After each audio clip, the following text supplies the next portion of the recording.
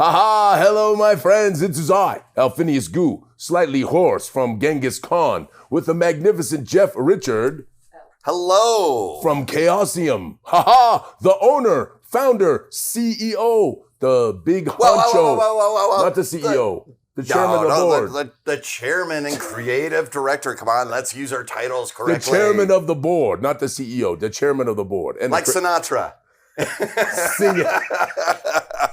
Anyway, so I was telling Jeff right before we began. So Jeff obviously is very important in the gaming world because of Call of Cthulhu. And Call of Cthulhu is a magnificent game that if you have never played, I would encourage you to do so and support these wonderful folks. And just don't be disappointed when your character goes insane. Exactly. Call of Cthulhu is not known for character longevity. Yeah, that's right. So just for everybody who might not be familiar, just what we were talking about right before, why is it so unique versus, other people telling about their characters? That was a fantastic. Yeah. Well, so Call of Cthulhu, for people who aren't familiar with it, is basically it's the most general campaign of it, or general game of it. It's an investigative horror role-playing game. And so unlike in many other games where it is about how your character accumulates power and skill and might and general competence as you work your way up, Call of Cthulhu characters make rapid spirals down as they're encountering horror and elder gods and things. Everything you deal with is way beyond your control. Creepy stuff. Exactly. And so you get to enjoy the scenery chewing of a character in absolute desperate doomed circumstances. And as a result, it is a great role-playing experience. Yes. And then second, it's actually probably the easiest. I'm going to be controversial here. No, it's pretty. It's the easiest entry point into role-playing out there. It really is. Because you don't need to know anything except, most games are set in the 1920s. Mm-hmm. So you have to kind of know that there's this 1920s Massachusetts or Colorado or whatever, and know a little bit about that. But there's not any lore that you need to do in order to jump into it. And so, but you're going to learn that lore. You're going to learn that lore fast. You're going to experience that lore. Yeah, that's it. So it is a great game to introduce new people to role playing. Yeah. As a result, it's I don't know where where it stacks up vis-a-vis Pathfinder, but we have a constant rivalry about whether Cthulhu or Pathfinder is the number 2 game after D&D 5. Yeah, it's doggone close. Well, anyway, so I was telling Jeff that I think it was like 1983, something like that. A friend named Brian Collins, who might be watching the stream, hope you're there, Brian, invited me over to his house to play this game called Call of Cthulhu. And he was like, "It's not like D&D, bro."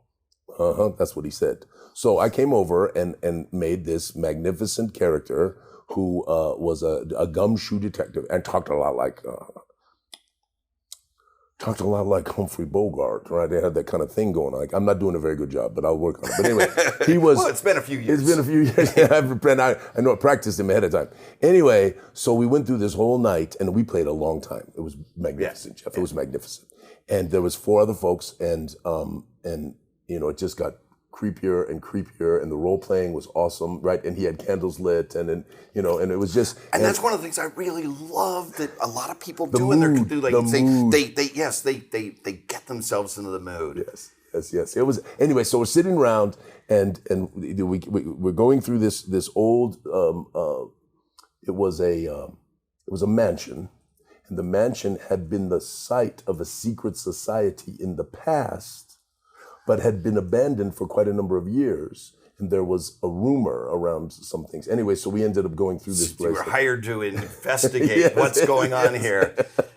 And it didn't turn out well for my poor detective. I don't remember his name because he was a one-nighter. Yes, he went insane, tried to kill someone, got killed because, anyway, it wasn't great. I have a few comments from the chat. Chat away, comments. Yes. Aston Narn says, we just go insane and transcend into the infinite embrace of the old ones. Extremely good for longevity. Well, yeah, there's another way of looking at it is your characters often become effectively immortal.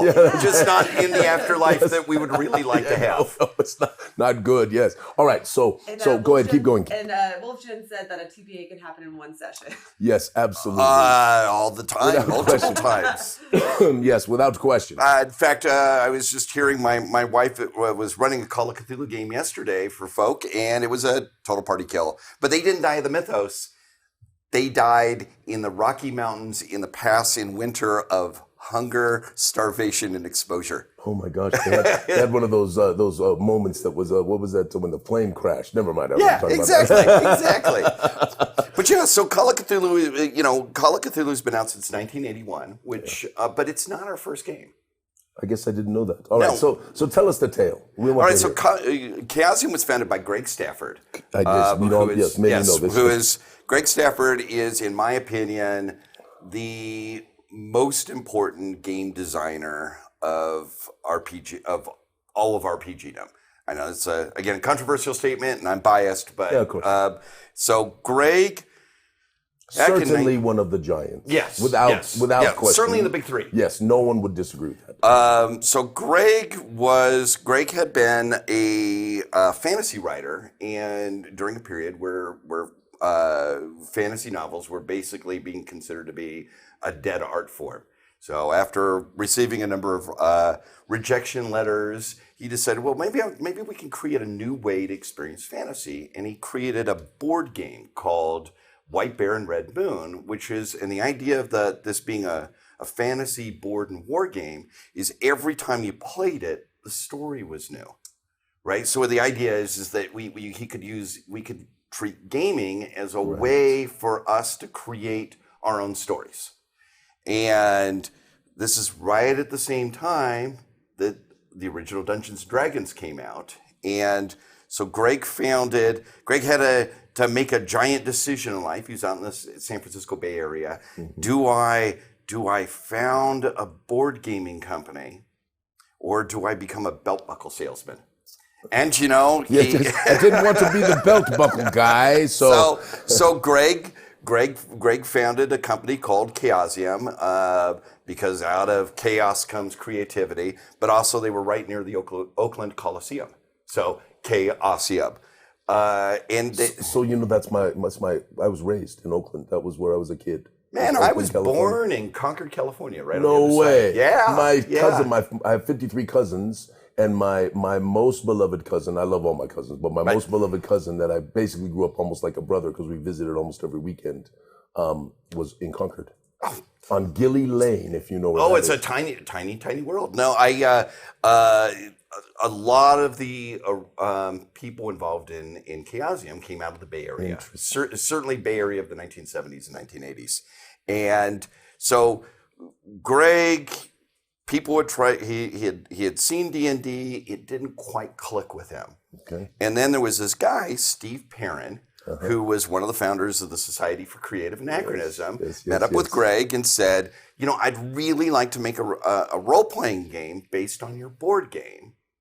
But I'd like to completely redo how combat and activities are done from Dungeons & Dragons. And I think the other one that it was around at the time was Arduin Grimoire. Yeah, the Arduino was out. And wasn't, Tunnels and Trolls was out. No, it was already just had come out as well. Okay, yeah, that was the one that I was most familiar with. I got to move my little self here. So Steve created a combat system which was percentile based and very lethal. Because Steve and the other people in the SCA, that was their experience with combat. Well, and in truth, when we remember, I'm sorry, but this pillow doing this goofy thing.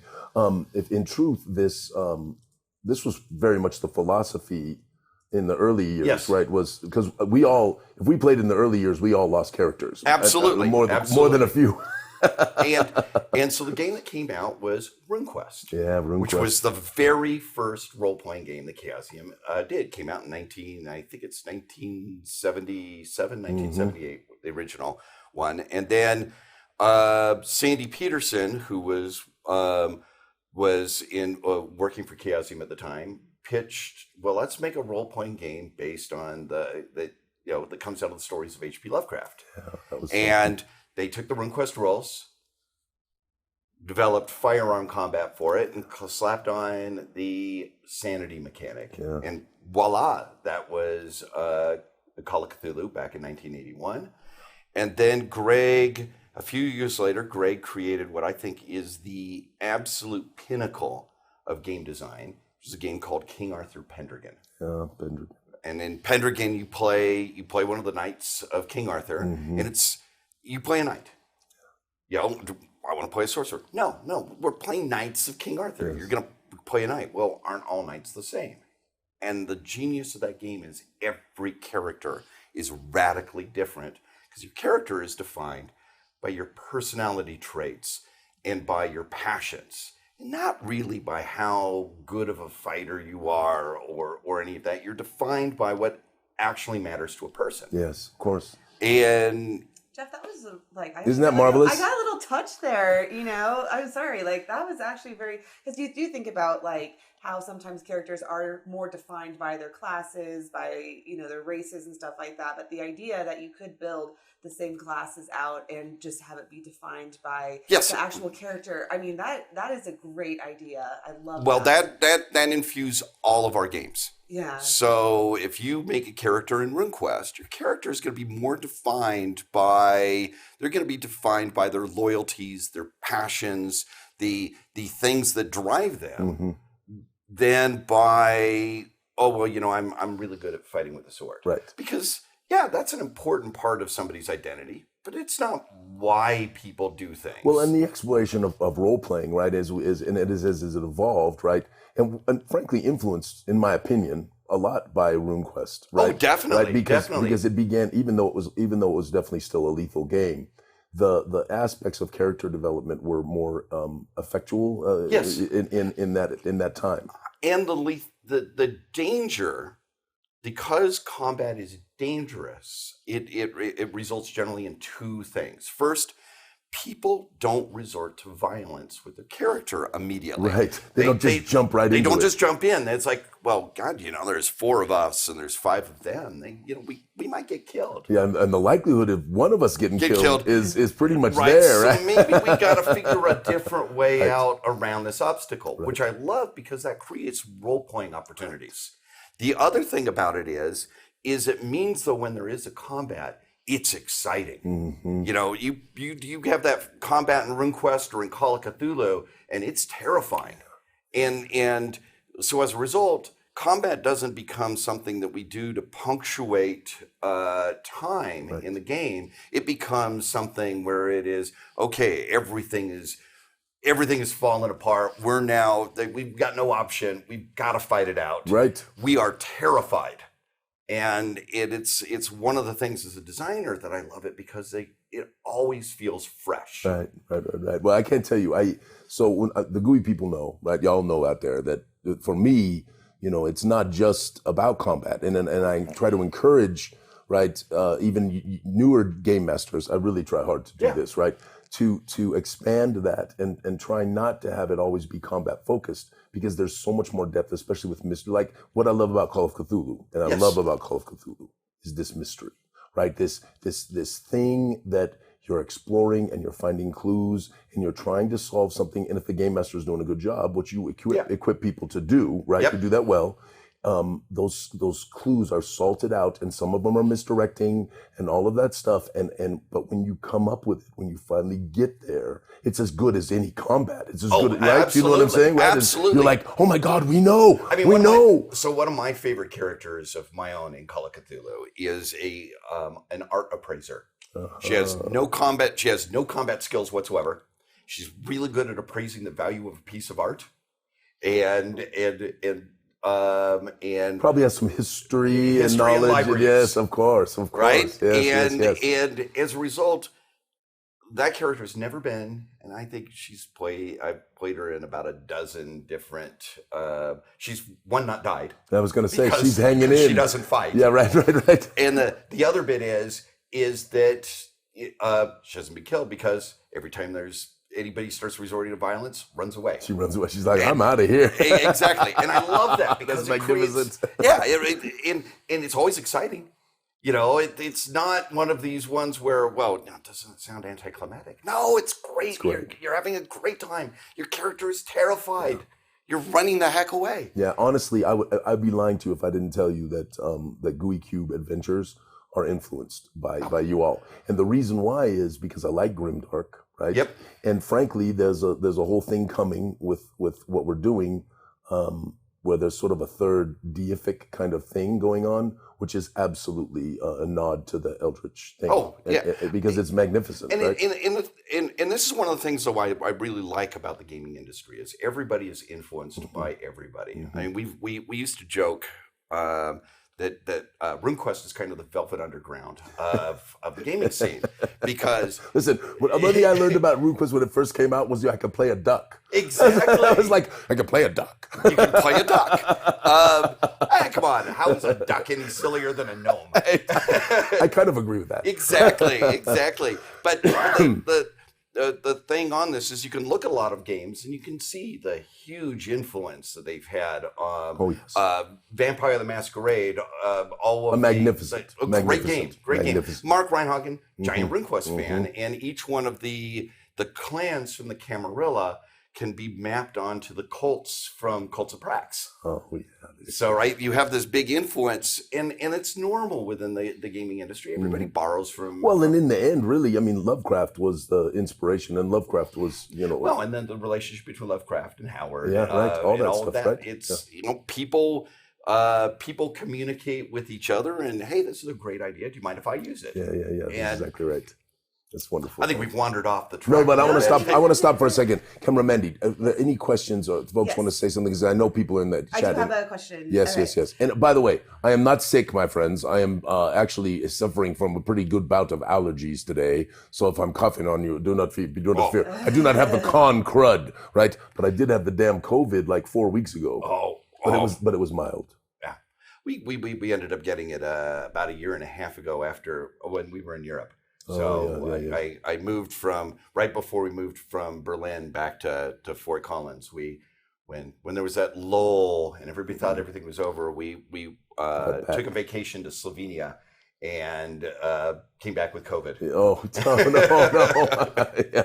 Well, we the first time I had it got me pretty good, but I was worried because we were coming up on the con, and I was like, oh goodness, and 4 days later, I was done. Yeah. So COVID is not on the topics of conversation. apologies, friends. Sorry. Okay. Jeff and I have been doing a lot of drinking and other things while we've talking. Okay. Is Call of Cthulhu thinking of doing one of these board games with an app AI situation to branch out? Oh, good They question. say that they would totally buy it. That's Jen. Well, that's awesome. Yeah. Great idea. Yeah. I mean, we do have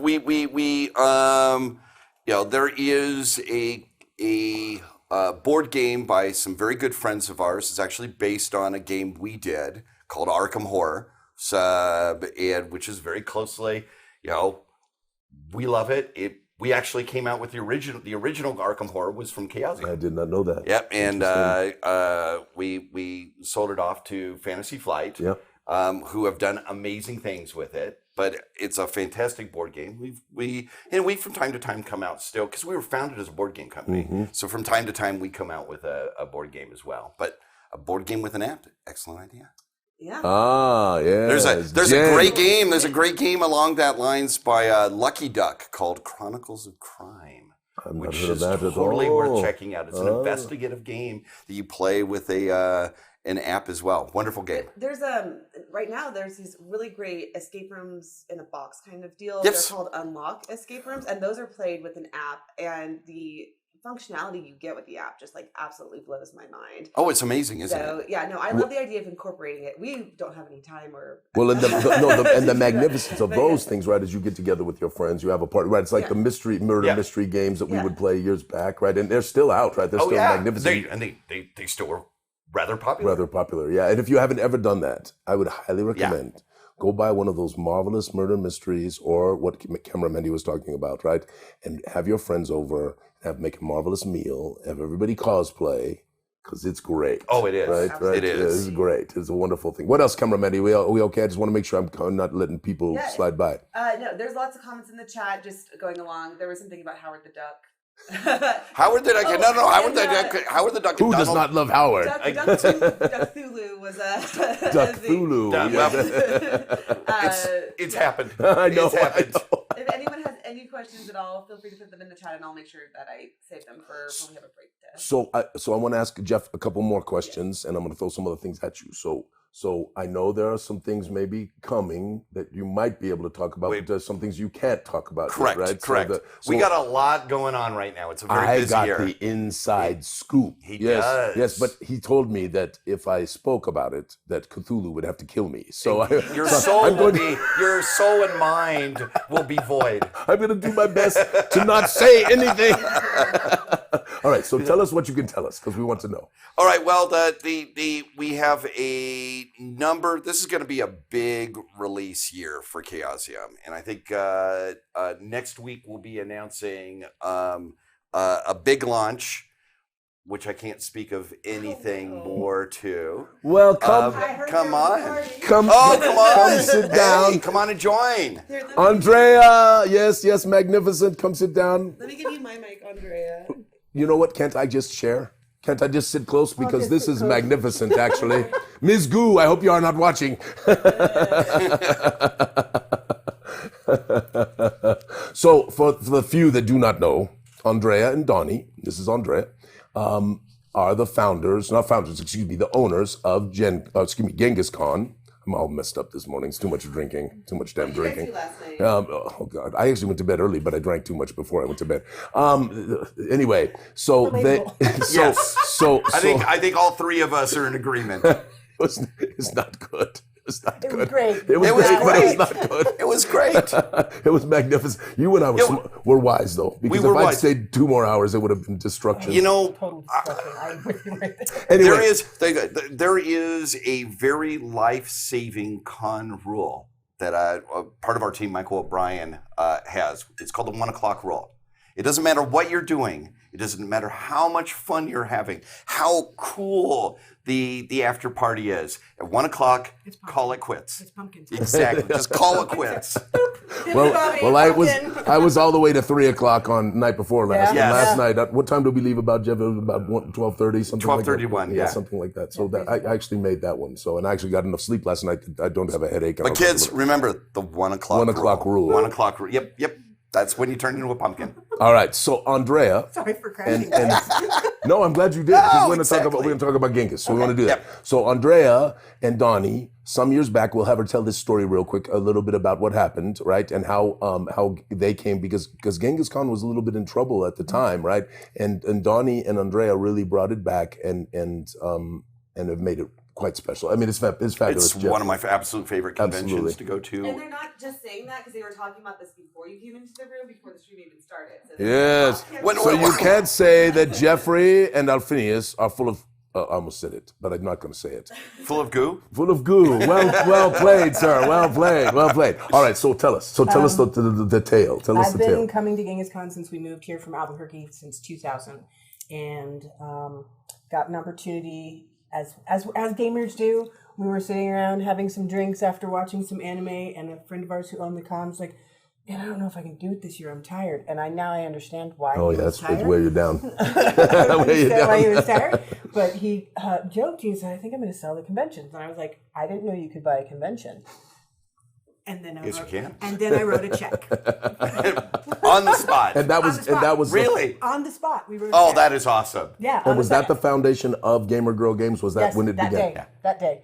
So it had a couple Cosmos, and he was like, "Are you serious?" And I was like, "Yeah, I'm serious." And we wrote a check that day. He left our house without the check. I called him back the next day, and I said, "You forgot your check. I want your conventions."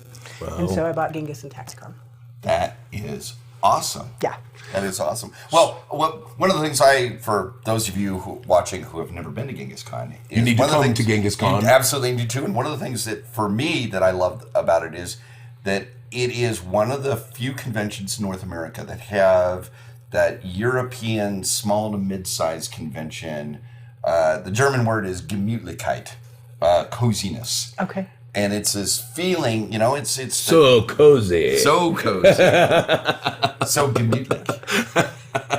And it has this great feeling where, you know, you're not under a lot of pressure for everybody except you and Donnie. Right. Well, and they're marvelous volunteers. Right? Oh, yeah. Oh, the team is amazing. Yeah. Couldn't do it without the team. But anyway, so we buy this thing, right? And this year, it'll be a record. It is a record. I can say pretty confidently that from when I bought the convention to today, we have doubled our attendance. Wow. More than doubled our attendance. Wow. And So- it is truly, my friends, if you want to see Denver, right, and in the area, the mountains are magnificent. If you like to snowboard or ski, if you just like to toboggan down, you know, little things, and you come out in February, right, you can come to the convention and then enjoy some of the marvelous things that are here. It is a wonderful, truly and wonderful. conveniently located near the Denver International really Airport. is. It is. It really is. Yeah, For those of you who are used to traveling yes, that's to right. get somewhere. Or don't know that the Denver airport is an hour away from Denver. Yeah, that's true. Nobody knows that, right? Right? You're like, what?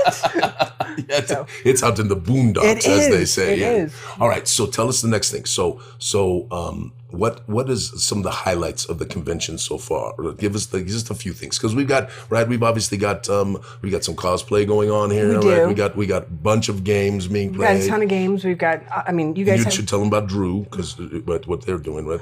Bill and Drew at Bill and Hazard Drew, Quest. yes. They run 5e adventures currently. They're going to do other systems eventually, but they 3D print and paint all of everything. And it's gorgeous. And it's Yes, all of is the it not glitter. amazing? And there's I mean- lighting systems, and like those guys are amazing. Bill and Drew from Hazard Quest. I mean, like 4 foot tall stuff, right? Things that Oh, are yeah. just, I mean, it's magnificent. I mean, it's just unbelievable. Oh yeah. I just walked upstairs to the second floor, and one of my red shirts, Mike, is teaching a crochet class currently. So and it's the cutest thing because we're crocheting a dice bag of holding, and so everybody's sitting around in a circle and just crocheting. That's awesome. And it's the most it is the most wholesome, sweet little thing I think I've ever seen. So and they're all so excited. It Yes, just makes yes. me so happy. And we had some wonderful special guests. We yes, have but some amazing special guests, and I'm horrible. not including this guy right here. yeah, Yes. Both of There's you guys the are good- special guests, so I'm just hanging out for Right? the booze. we definitely know I'll how drink to. to that. Cheers to you, sir. Cheers. And to you, Andrea. We know how to throw a party. So, I think No, Luke, right? Luke is here. Luke is here. Bruce Cordell is Yeah, here. Bruce. Yes, magnificent. Daryl Hayhurst is here. Tracy Sizemore is here. Boof is here. Tommy Rice is here. I think I'm getting everybody. Yeah, I think you got almost all of them. It was fantastic last night. Yeah. I was looking around. I was like, oh my gosh, this is a great room, you know. And again, it's a small convention, so that's not typical, right, to have that kind of lineup, if you will say, you know. No, So- I say it truly. I've gone to conventions all over the country, and I mean, yes, I'm biased completely, but Genghis really is one of my. It really is. It really is is. one It's of my magnificent. absolute favorites. magnificent. So, it's awesome, and I'm glad you guys are here. I just want to come and crash on you. I'm Well, glad. we- I almost bugged you about it last night, but I thought, damn, she was already on the stream a week ago, and she's working her butt off, and so I almost asked you, but I thought I didn't want to do that to you. But I'm glad you showed up. It's even better because she crashed. She crashed. I It is did. better because she Exactly. crashed, and she brought Tone. Yes. Just poke your nose in here, bro. So people don't know, and we're gonna have Andrea tell about you because you are very special. Just poke your nose right down here, bend over, look right there. Yes, hey Tone. All right, tell us about Tone because Tone is pretty special around here. Tone is one of our red shirts, and Tone is one of my favorite people on the planet. And Tone also doesn't like it when people really talk about him a lot, so I'm not gonna. But A magnificent One of my favorite photographer, humans. fantastic chronographer of Yes. Genghis Khan. Yes. And a wonderful friend to not Yes. just Genghis Khan, but also to Gooey Cube. Thank you, my friend. Truly, you've been marvelous. And I'm sure you played the damn Call of Cthulhu and died numerous times as well. So character trees. Character trees. Yeah. all right, so what do we got left for the next couple days? All of the gaming that you can imagine. Seriously, we've got a game of Mega Civ, 17 people sitting Oh, around. you got? Wait, is it going on now? Yeah, Oh God, that's so awesome. they fun. are. One of the coolest things that I've seen that I didn't expect is Tron Light Cycles. I haven't seen that yet. I got to Oh, Oh, you really want to go check it out because it's like you build it and you're like, I don't know if you how much of a nerd you are and you love Tron. And want I to know be on very that. well about And then Tron, so I yes. wrote motorcycles and then Tron light cycles combined, and so you are rolling dice and trying to figure It's out just like walls. that speeder game from last year. You remember the one? No, Not pod racing. Pod racing. Pod racing is happening tonight too with V. Oh, there's pod racing as well. God. That is and for those of you who are not at Genghis Con, you're totally missing out because that is. I played in the pod racing game last year, and it was one of the coolest. It's kind of it's a Denver Beer and exclusive. yes, what is? a Oh, Denver definitely, exclusive. it is amazing fun. The other thing, at the risk of sounding like a severely inebriated constant person, there's little bars all over the. Again, the hotel. part of the reason it has that European Gefühl. Cozy. Cozy. It's cozy. So yeah, we have the bars are happening. The Mega Civ is happening. Tron Lightcycles are happening. We have a BattleTech tournament. We have a Bolt Action tournament. Star Wars Legion. If you're into terrain, those guys know how to do Yes. it. And the Gooey Room is running a ton of games. It's packed. Don't forget the Gooey Room. You guys stole more chairs. Did we? It's a good thing. But I'm just telling you, you guys had to steal in We had chairs. to grab a few chairs. Oh no, there's a room just packed with Gooey Cube events yeah. going on. Well, and it is And your little filled- kid and the little kid who's helping run everything. Rin? She's wonderful. Yes, I know she. And Leo actually was in there too, which is one of our Pam's son. So awesome. It is So awesome. Our game masters and the people who are managing that room. Casey sort of gets the credit a lot, but Yeah. there's a lot of folks that are down there, and they are magnificent and really try to make an experience for folks who sit around that table. And we're blessed by that. You're full. Yeah, You're full. Yeah. Full. Just blessed Saturday by that. morning at 9:00. You guys are packed. They didn't drink too much last night. At least some of them. I think they were wiser than us. Or maybe they're just a lot younger. I think that has a lot to do with it. I mean, they bounced back. Yeah, I did a lot better in my 20s than I do in my early 60s. Yeah, I could rally at 20 like you wouldn't believe. Absolutely. Just so you know, we have a few audience members that are watching who are at Genghis Con right now. So some of them are a little offended. At what? The drinking, the boozing, the youngness. Be not offended. Be not offended. Yes. All right. So we got to wrap up. I do want to tell everybody we would hope that if you have not, you would at least check out the Blood for the Con Kickstarter that we are running. It actually has doubled its funding goal in a little over a day. I did not expect that because we didn't really promote it. I did.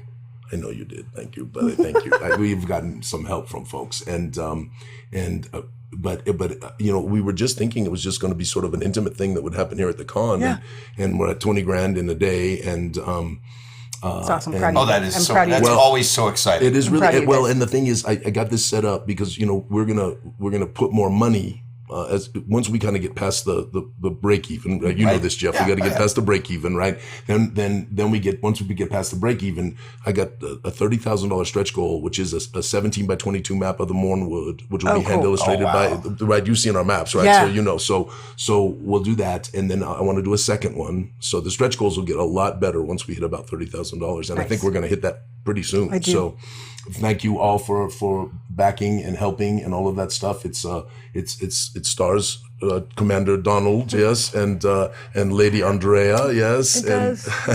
who are the patrons, and we're playing part of that in the room, which is called Peculiar Brews, which is already produced. It's the beginning of Blood for the Con. Mm-hmm. So my hope is that it's popular and people love it, and maybe we'll do a sequel next year, right? I'm here for it. We'll do that. Any questions from the chat? Anybody want to throw anything Everyone's out? having a good time. Yeah, is it? Yeah. And there's a lot of people who want to come next year for sure. Got to come next Yes. year. I'm really easy to find if you have any questions about it. Like it's my phone number on the website. I Yes, take it that yes. personal that I want people to feel welcome. So if you have questions, really.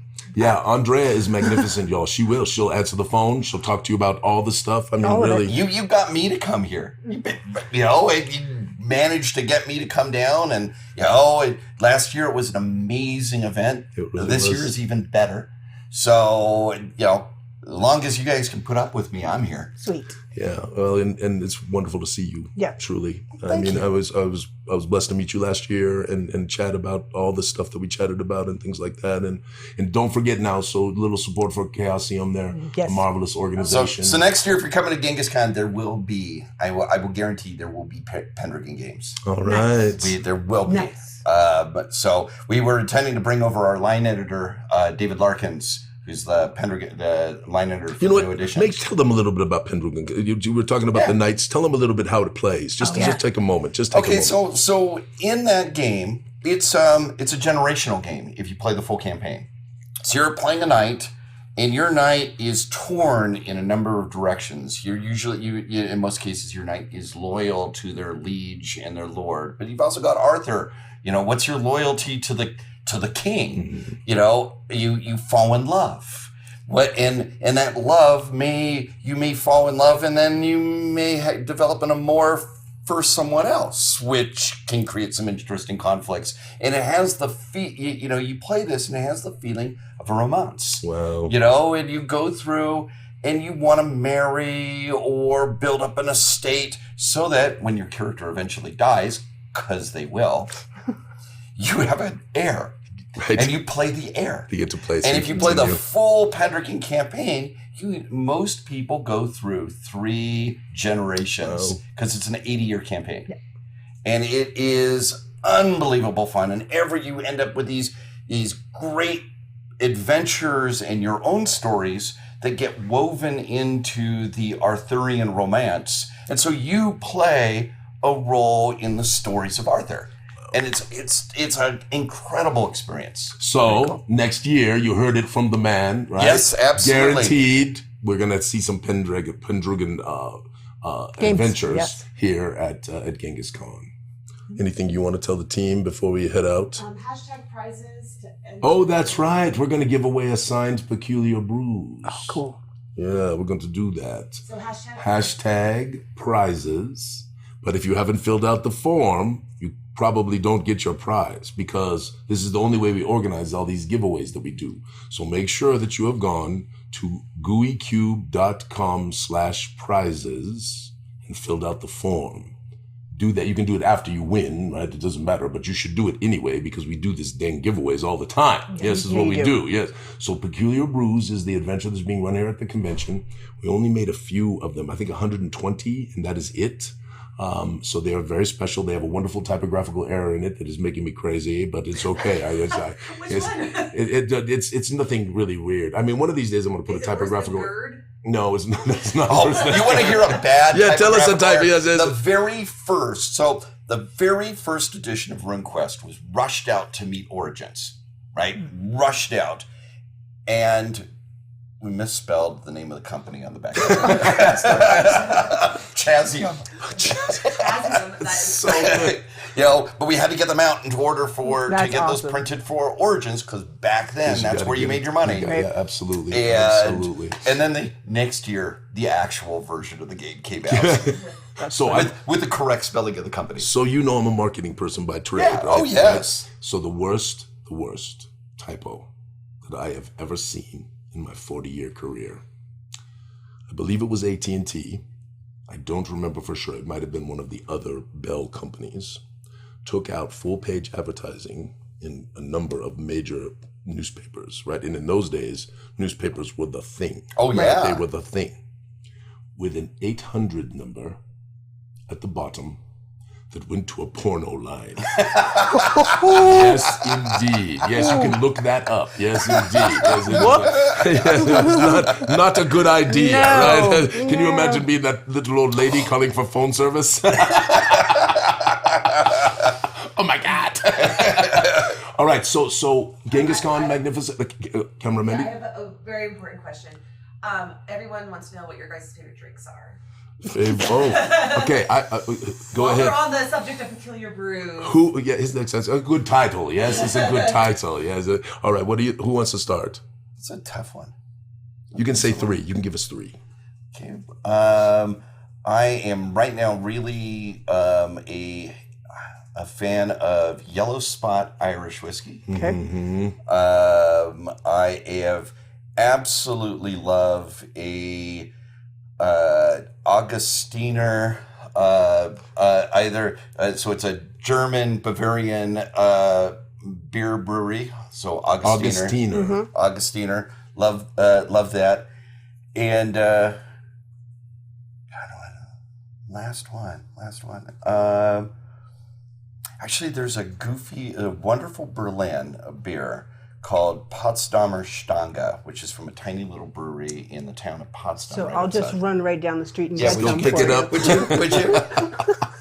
You know, I get to be snooty because I did live for 14 years in Berlin. That's beer snootiness right there. there. You're in the beer mecca, right? That is the thing, right? Yeah. So all right. How about you? I'm going to take it down a notch. And I'll say, I like gin and tonics. My father's favorite. Right? Absolutely. I like a good whiskey, and I like good red wine. So I'll take it down a notch. Okay. Listen, good red wine is not really taking it down a notch. No, This is Good true. actually often. Yeah, I think it's going quite up. Yes, right. What's yeah. your favorite red wine? My favorite red wine is the famous Gate Pinot from Carneros. Oh, very like I can be nice. really specific about that. So I need to do. My this. dad lives in Calistoga. Perfect. Oh, wow. So the Mary Edwards winery. Yeah. You know of them? Yes. So they have I think it's an Olivet Lane Pinot Noir Yeah. that Ms. Goo and I really enjoy as well. So we are Pinot fans as Okay. well. Yeah. So that's one of them from me. The second is I'm just old school. Give me a little kettle one up with a couple of olives and just the tiniest touch of vermouth, right? So the little martini, right? And all Martini. of that stuff. And then honestly, a good American lager on a hot day is one of my favorites, right? It doesn't have all the complexities and wonderfulness of German beer, right? But it just on a hot day, It hits the spot. Oh, it's perfect. It's just perfect. And and then I can say the fourth thing is craft cocktails right now. Ms. Goo and I have been trying to go to these places. You know, they're a little expensive, so you got to be a little careful, right? You got to go to happy hours, right, and all that stuff. You know what's really nice on a hot day is in Germany it's called a Weinschorle, and it's basically a relatively inexpensive white wine that you put a little bit of seltzer water into. Really? And it I've is never on a had- hot day. yeah. It is I've nice. Well, It is. now. Yeah. It is nice. Maybe I'll with go you. pick up I a agree white with wine See, bottle I can bring it down a little bit. I can bring it down. But you were asking my favorites. That's true. Absolute favorite. If That's you know, true. what would I crawl over broken Yes, glass to get to. Yes, Yeah. It'd be good Irish whiskey and German beer. All right, friends, we're going to get the heck out of Dodge. Thank you all very much for your marvelous attendance today, especially you all who got up early to check it out, who've been playing all night long and all that stuff. Do not forget our friend Jeff at Chaosium and the wonderful launches that are coming out, and Call of Cthulhu and RuneQuest and all of the other things that are happening over there. Yes, and of course, marvelous Andrea. Thank you for bringing us this wonderful convention. And, my pleasure. And all of your wonderful people. And I really would encourage you, if you can afford it, you will love the adventure of coming here and seeing marvelous Colorado. It is a magnificent state. It is amazing. Is it not? Yes. And Jeff, actually, they moved here from Germany because of the skiing. Yes. It was because of skiing and actually because of the quality of life It's in wonderful. Colorado. It is wonderful. It is magnificent. Hard to beat. It is. It's hard to beat. Very hard to beat. Yes, absolutely. So, my friends, we wish you a magnificent day, and may all your adventures Be profitable. be profitable. That's pretty good. The line is truly be sticky, but it would be good if Gooey Cube could make a little profit here down the road. Yes. So, Well, hey, there's a reason we stayed in business for 50 years. no, you have done great, Jeff. No, you have done so good, Jeff. And really, this is a small company, right? This is, that got to be kind of substantial and amazing in the game industry. And it is a wonderful story. And if you come to Genghis next year, maybe I'd Jeff be will happy tell to it to hang you. out. and- Tell it to you in person. Absolutely. Yes. Yeah. Jeff is things. wonderful. And of course you are, my dear. And please do, if you have the little cash, check out our Kickstarter for Blood for the Con. Yes. And let's see if we can get to that 30K stretch goal here pretty soon. I can make the first map because I got a second map that I want to make too. So it'll be a lot of fun. And thank you all for your friendship and for your marvelous support for all the stuff we're doing at Gooey Cube and really for the gamer community as well. Yes. Which we all just saw a most magnificent example, right? Over this OGL thing, right? Oh, absolutely. Is it not? And we raised $1,000 $1,000 for. Oh, we did for the charity. It's not my charity. Yours, but it's the one that you chose. Tell us just real quick before we go. So it's very near and dear to my heart. Motorcycle Relief Project takes veterans who are struggling with mental health and PTSD and first responders. They take them on 1 week supported motorcycle rides. Wow. And in the evening, they do workshops to support everybody. They do an all-women's ride. They are now able to do rides, and it's no cost to the veteran. So they do rides in California, New Mexico, and Colorado. So they are now able to go year-round, and there's wait lists. And fantastic. so that's MRP, Motorcycle Relief Project. So we did a game where we did a raffle for folks to play in the game, and a lot of people bought tickets, and we raised $1,000. So that is great. Wonderful. Another reason why, how do you not love the gaming community? Absolutely, they are marvelous, and really that OGL thing. I mean, it changed the world. It did. It changed the world over about a 12-week period, right? And I don't know what the future holds, Jeff. I know you and I have, but we will see. We will see. But right now, y'all did great in holding some people accountable that probably needed to be held accountable. Well, not probably. Definitely needed to be held accountable. Definitely. That's absolutely right. My friends, much love. Thank you, Andrea. Thank you, Jeffrey. You are marvelous, both of you, and we appreciate you so much. I give you a kiss. Mwah. All right. Have a wonderful day. He's gonna kiss me. So. That was a good try. We'll do that after the show. Thank you all. Thank you. May all your adventures be sticky.